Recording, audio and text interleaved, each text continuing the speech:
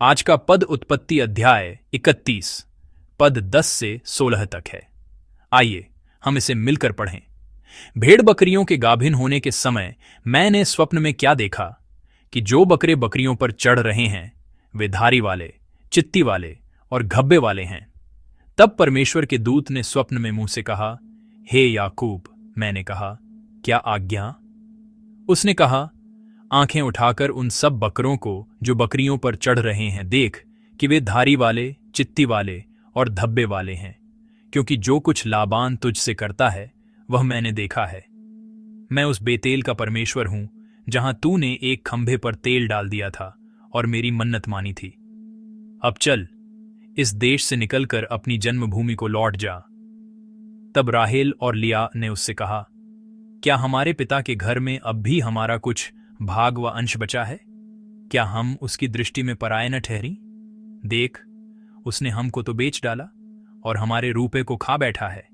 इसलिए परमेश्वर ने हमारे पिता का जितना धन ले लिया है वह हमारा और हमारे बच्चों का है। अब जो कुछ परमेश्वर ने तुझसे कहा है वही कर।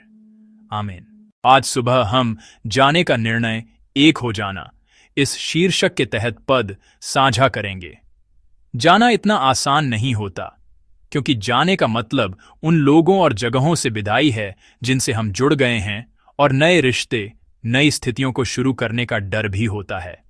यहां तक कि जिस जगह पर लोग आना नहीं चाहते थे, जहां रहना नहीं चाहते थे, वहां से जाते हुए भी वे बहुत सी भावनाएं महसूस करते हैं। जब मैं अपनी पढ़ाई पूरी करके वापस आ रहा था तो मुझे ठीक यही महसूस हुआ। मुझे लगा था कि डिग्री लेकर वापस जाते समय मैं गाते हुए और हल्के मन से वापस जाऊंगा। हर सुबह स्कूल जाते हुए मैं सोचता था, मुझे इस रास्ते पर और कितनी बार आना जाना पड़ेगा ताकि मैं कोरिया वापस जा सकूं? क्या 1000 बार आने जाने से हो जाएगा? एक समय था जब मैंने सोचा था कि क्या मैं सेना से छुट्टी का दिन गिनने वाले की तरह कैलेंडर पर क्रॉस का निशान लगाऊं। हर दिन बहुत मुश्किल जगह थी, इसीलिए मैं बस यही सोचता था कि मैं कब वापस जा सकता हूं। लेकिन वहां से जाते समय मेरा मन सिर्फ हल्का या आसान नहीं था। मुझे लगा कि मैं एक मुश्किल लेकिन परिचित जगह, एक परदेश लेकिन जानी पहचानी जगह से अब एक वतन लेकिन अपरिचित जगह की ओर जा रहा हूं। आज के पाठ में दिखाई देने वाले पात्र जाने का निर्णय कर रहे हैं। याकूब ने अपने मामा लाबान का घर छोड़ने का फैसला किया है। लाबान, जिसने मजदूरी देने का वादा किया था, उसका रवैया बदल गया था और लाबान के बेटे सार्वजनिक रूप से यह अफवाह फैला रहे थे कि याकूब ने उनके पिता की सारी संपत्ति छीन ली है। साथ रहना असुविधाजनक हो गया था। जब याकूब सोच रहा था कि वह अब अपने मामा लाबान के घर में नहीं रह सकता, तब परमेश्वर उसके सामने प्रकट हुए और उन्होंने उसे इस जगह को छोड़कर अपने वतन लौटने को कहा। परमेश्वर के इस पद को याकूब अब अपनी पत्नियों को बता रहा है। आइए हम आज के पाठ का 13 पद एक साथ पढ़ें। मैं उस बेतेल का परमेश्वर हूं जहां तूने एक खंभे पर तेल डाल दिया था और मेरी मन्नत मानी थी। अब चल, इस देश से निकलकर अपनी जन्मभूमि को लौट जा। आमीन। परमेश्वर याकूब के सपने में प्रकट हुए। उन्होंने आदेश दिया, अब उठो, इस जगह को छोड़ो और अपने जन्म स्थान को लौट जाओ। परमेश्वर ने याकूब को इतना दृढ़ता से, इतना स्पष्ट रूप से आदेश देने का कोई कारण होगा। वह कारण बाइबल में स्पष्ट रूप से दर्ज नहीं है, लेकिन अनुमान लगाया जा सकता है कि शायद याकूब हिचकिचा रहा था।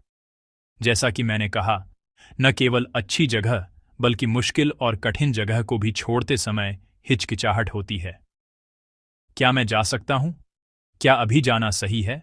जाने से पहले चिंता और हिचकिचाहट होना और इसलिए डर लगना, यह इंसान का स्वाभाविक मन है। इसलिए परमेश्वर क्या याद दिलाते हैं? वे बेतेल को याद दिलाते हैं। जब याकूब अपने जीवन में सबसे अधिक डरा हुआ था, जब उसने घर छोड़ा था और उसके पास कोई सुरक्षा और कोई स्थिरता नहीं थी, तब परमेश्वर ने यह वादा किया था। उत्पत्ति 28 अध्याय 15 पद में बेतेल के परमेश्वर ने इस प्रकार कहा था, मैं तेरे संग हूं और जहां कहीं तू जाए मैं तेरी रक्षा करूंगा और तुझे इस देश में लौटा लाऊंगा, क्योंकि जब तक मैंने वह सब पूरा न कर लिया जो मैंने तुझसे कहा है, तब तक मैं तुझे न छोड़ूंगा। आमीन। बेतेल। उस गहरी रात में परमेश्वर ने याकूब से कहा, मैं तुम्हारे साथ रहूंगा, और उन्होंने वादा किया, मैं तुम्हारी रक्षा करूंगा, मैं तुम्हारी स्थिरता बनूंगा। और उन्होंने एक बार फिर वादा किया, मैं तुम्हें इस देश में वापस लाऊंगा। परमेश्वर अब खुद को बेतेल का परमेश्वर बताकर याकूब को उस वादे को, मैं तुम्हें वापस लाऊंगा, उस वादे को, मैं तुम्हें नहीं छोड़ूंगा, उस वादे को याद दिला रहे हैं। इस पद को सुनकर और इस वादे को फिर से याद करके याकूब ने शायद सोचा होगा, हां, उस समय की तुलना में अब तो कुछ भी नहीं है ऐसा मन, और चलो बस परमेश्वर पर भरोसा करके वापस चलते हैं, ऐसा मन उसके अंदर आया होगा। दोस्तों, याकूब के हिचकिचाने का एक और कारण है, वह है उसकी पत्नी और बच्चे। खासकर पत्नियों के लिए यह उनका वतन था, यह उनका घर था जहां वे पैदा हुईं और पली बढ़ीं और अब तक रहीं। याकूब ने उनसे शादी करके एक परिवार बनाया था, लेकिन जब उसने कहा कि चलो मेरे घर चलें, तो उसे चिंता हुई होगी कि क्या पत्नियां आसानी से जाने के लिए तैयार होंगी। वास्तव में इसीलिए वह अब जाओ कहने वाले परमेश्वर के पद को अपनी पत्नियों को बता रहा है।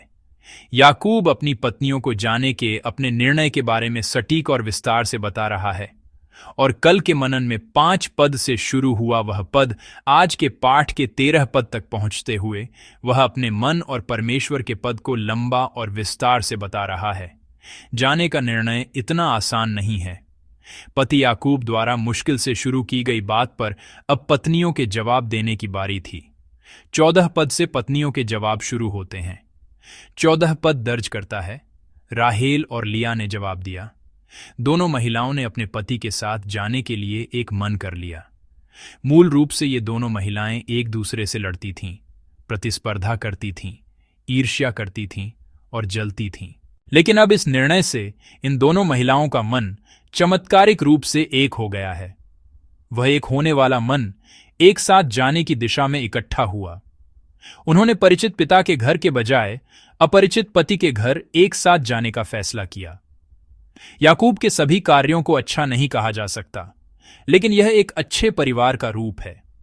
निश्चित रूप से एक अच्छे परिवार का रूप है। जब पति ने जाने का मन बनाया, तो पत्नियों का पति के साथ जाने का मन, पति के साथ एक मन होना, यह दर्शाता है कि याकूब ने परिवार में अच्छा जीवन जिया था। लेकिन इससे भी महत्वपूर्ण कुछ है। केवल परिवार के प्रति वफादार होना, कार्यस्थल पर ईमानदार होना ही नहीं, बल्कि उसने यह विश्वास दिलाया होगा कि इस आदमी के पीछे जाने में कुछ है। यह जोड़ा रूथ की किताब में दर्ज बहू और सास नाओमी और रूथ की याद दिलाता है। रूथ एक परदेशी महिला के रूप में अपने पति को खोने के बाद अपनी सास के पीछे जाने के दायित्व या जिम्मेदारी से पहले ही मुक्त हो चुकी थी, लेकिन वह अपनी सास के पीछे परदेश जाने का फैसला करती है। रूथ एक अध्याय 16 पद में रूथ की स्वीकारोक्ति दर्ज है। रूथ ने कहा, मुझसे यह विनती न कर कि मैं तुझे छोड़ दूं या तेरे पीछे से लौट जाऊं, क्योंकि जहां तू जाएगी वहां मैं भी जाऊंगी, और जहां तू ठहरेगी वहां मैं भी ठहरूंगी। तेरे लोग मेरे लोग होंगे और तेरा परमेश्वर मेरा परमेश्वर होगा। आमीन।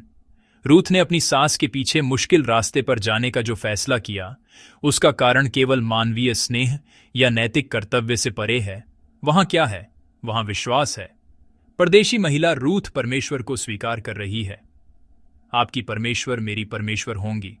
इस तरह वह अपने विश्वास को स्वीकार कर रही है।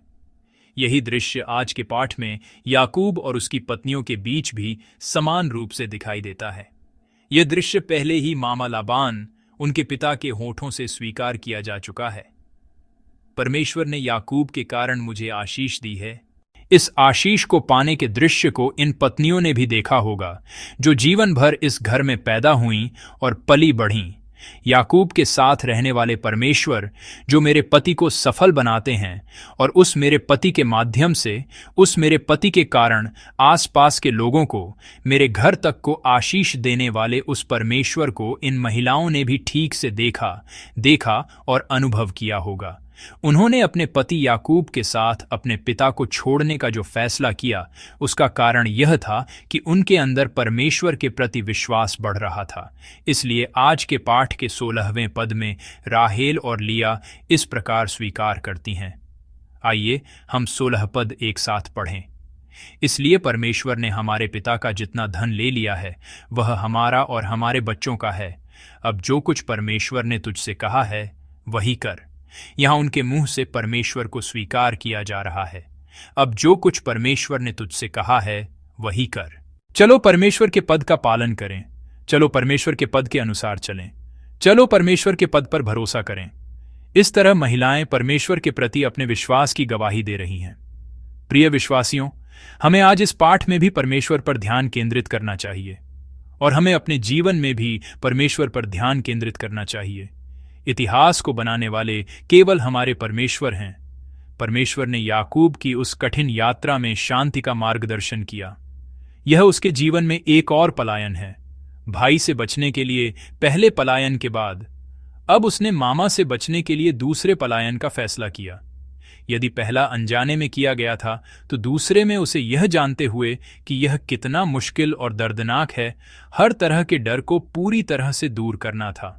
इसके अलावा यह चिंता भी थी कि क्या उसकी पत्नियां, जिनका यह वतन है, उसके साथ जाएंगी।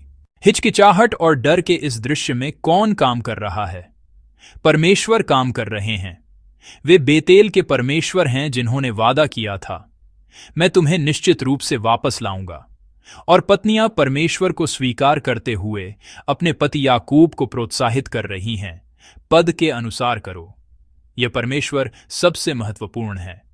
आज जीने वाले हमारे लिए भी यह परमेश्वर सबसे महत्वपूर्ण है। मैं प्रभु के नाम से आपको आशीष देता हूं कि आप विश्वास करें कि वह परमेश्वर हमारे साथ हैं। परमेश्वर हमें उन डर, हिचकिचाहट, चिंता और फिक्र के बीच जो हमें घेरे हुए हैं, उन्हें दूर करने और जाने का फैसला करने की शक्ति, विश्वास के साथ जीने की शक्ति देंगे। मैं प्रभु के नाम से आपको आशीष देता हूं कि यह दिन उस परमेश्वर के साथ चलने वाला हो। और मैं प्रभु के नाम से आपको आशीष देता हूं कि आप उस परमेश्वर के साथ चलते हुए सभी डरों पर विजय प्राप्त करें और एक विजयी दिन बनाएं।